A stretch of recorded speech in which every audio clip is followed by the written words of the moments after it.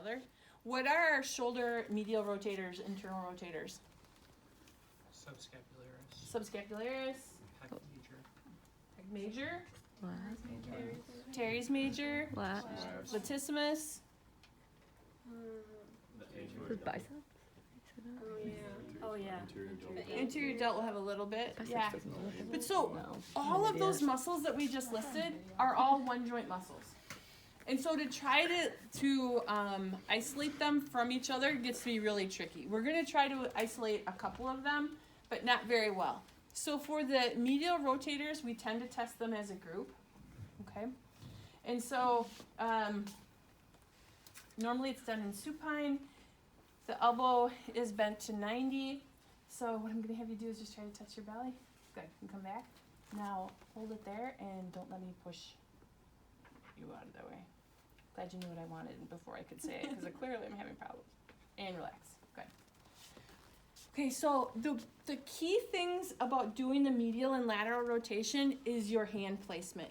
So if someone has weak shoulder rotators, what they're going to want to do is either flex their elbow or extend their elbow, but not rotate. So what you really want to make sure you're doing is giving them contact on the side where you want them to press. If you grab their entire wrist, they will have resistance to go whatever direction they want. Okay? So you want to have an open hand, and you want to make sure you're applying resistance in the correct way. If your resistance is here, what they will do is straighten their elbow. If you curl your fingers around, what they'll do is flex their elbow. And so you really want to have, when we're doing the rotations, you're going to want to keep your hands on one side or the other. Okay? So when you are being the patient, make sure that you are giving feedback to your therapist if it feels like you are rotating versus flexing or extending. Okay? Now the next one is going to be the Teres minor. So that's a lateral rotator. We're going to test that in the same position. Okay? But we're just going to be going into external rotation now. So what I'd like you to do now is go ahead and let your wrist fall out. Good. And I'm just having my hand here so that she knows to not move her elbow. Okay? And have you just keep your elbow the same bend. There you go. Good. Okay, so in this position, I'm going to apply some resistance here. Don't let me push your hand over, okay?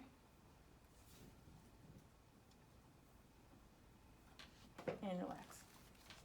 So, in theory, according to Kendall, that's testing her Teres minor versus the Infraspinatus. The reality is that's getting to be super nitpicky. So I'm going to show you the Infraspinatus test next, which is in prone. But I don't want you to necessarily think of these tests as Teres minor versus Infraspinatus. There are advantages and disadvantages to both approaches. And so you need to think about which one you're going to use to test the external rotators when you pick your test. So when the person is in supine, you go ahead and rest your hand, sorry. So when the person is in supine, the scapula is very well stabilized because the thorax is pressing down in the table. So if you have a patient who has weak scapular stabilizers, testing the external rotators in supine is a good idea, okay? Especially if you're not really all that concerned about strength of those external rotators. Now, this is not against gravity, right? And so that's when this test is not an ideal test. So a better test, if you're not concerned about scapular stabilizers and you are worried about the strength of the lateral rotators, you're going to test in prone. So can you lie on your stomach? And I'm going to test this arm because it's here. So what I'd like you to do with your right arm is just put it under your forehead so that your head is in neutral. And I'm going to have you slide back over to the middle of the table. There you go. Good. So here what we're going to do, again, this is considered the Infraspinatus test in your Kendall book, but really it comes down to stability of the scapula when you are picking your lateral rotator test. Now what I'd like you to do is, keeping your elbow bent, I'd like you just to bring your wrist up just like that. Now remember, it's an active test, so you can't move them into the test position. They need to put themselves in the test position, but you can certainly put your hands on for guidance. So go ahead and bring your wrist up again. Good. Now I'd like you to hold it there. Don't let me push you down. And relax. Could you feel a difference between this one and the last one? Not really. Okay, because you're weaker in this one than you were on your back. Or I'll rephrase that. You were stronger when you were on your back than when you were on your stomach. So those are the two different ways that you can test the lateral rotators. Okay? All right, what's next? Now, I did a horrible job. I should have had a pillow here. Okay? Can you slide down towards your... There you go. Now, this is one of the goofy ones. So I'm going to go ahead and test this side again. Okay. But I'm going to have you look at me first. Okay. So what you're going to do is put your hand behind your back like this. And what I'm going to have you do is lift your hand off your back. Good. And then I'm going to try to push it down, and you don't let me. Okay. I know, right? So go ahead and lift it up. So I'm going to pull into flexion and abduction. That's hard. And relax, I know. Okay, so this is for Teres major and Subscapularis. So you're putting your hand in your back pocket, you're pulling it up off your back, and then I'm pulling into flexion and into abduction. Okay?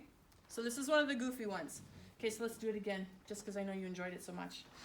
I'm going to have you bend your elbow just a little bit. So that's the internal rotation component. Hold it there.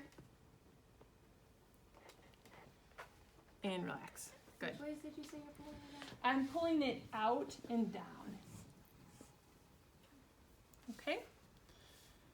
So it's Teres major and subscap. We'll do one more. Is it the... Oh, this one's not nearly as fun. Is the next one the fun one? Yeah, okay. All right. So we'll do two more. So go back one more. There you go. So Latissimus dorsi, what is the action of the lats?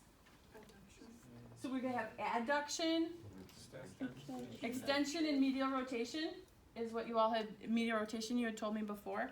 So to test the lats, what I'm going to ask you to do is just bring your arm up and then in a little bit with your thumb pointed down. There you go, perfect. Okay, so, and you can go ahead and relax. So this next time I'm going to have you get back up in that position and I'm going to try to pull you out of that. Okay, so go ahead and pull up and across. There you go, hold it there.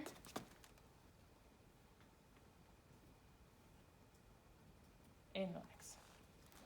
Okay, so I would give you a 4 on that. That's my left side. Okay.